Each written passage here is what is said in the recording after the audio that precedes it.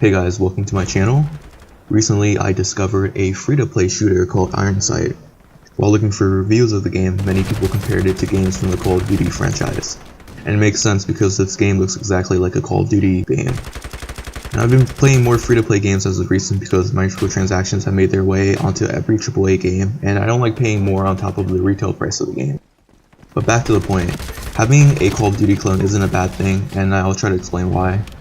For context, I used to play Call of Duty all the time back in high school, from CoD 4 all the way to Black Ops 2. I remember buying a cheap capture card to make montages because I saw other people do it and wanted to join in. For me, I always liked the modern setting of those types of games, but I understood why Activision chose to move to the future, as that was the only direction that they haven't explored. But I'm not really a fan of huge futuristic weapons with lasers and jetpacks. I'd much rather have a boots on the ground type of game with weapons that exist today. Ironsight captures the arcadey Call of Duty feel without some of the negatives like death streaks. Anyone who's played the older games like Modern Warfare 2 remember the hatred for Painkiller and Final Stand. The gunplay is good with a wide range of weapons, from assault rifles to snipers to shotguns to SMGs. It features the typical game modes of most shooters, with team deathmatch being the most popular.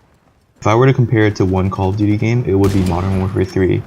Kill streaks in this game remind me of the score streaks from Modern Warfare 3, and the sniping feels very reminiscent of that game.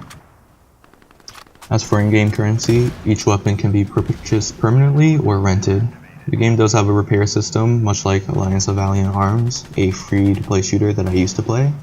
And this system is very annoying, I can understand, but the game is pretty generous with its currency and rewards in comparison to other games published by Area Games. I used to play Shia and Last Chaos, which were other games by Area Games, and they weren't as friendly as Ironsight is with their currency.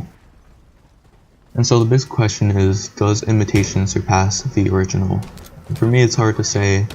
The feel of the game is good, and I liken it to the old games, but it doesn't capture the amazement of playing a Modern Warfare game for the first time, like CoD 4 did for me and the rest of the community. For a lot of us, the community was a big part of those types of games, with the content and the commentaries and all the YouTubers that spawned from it. This game came out a few years ago in Korea, and the graphics show some age, but I think it's still a very quality game. It provides a simple and enjoyable shooter experience that doesn't exist anymore in the Call of Duty space, because now they have moved on to different eras and whatnot. However, I still think this game is worth a play, and I would recommend to anyone who used to play a Call of Duty game and wants something to reignite that experience, or are interested in playing a shooter that is not a battle royale game or a hero shooter.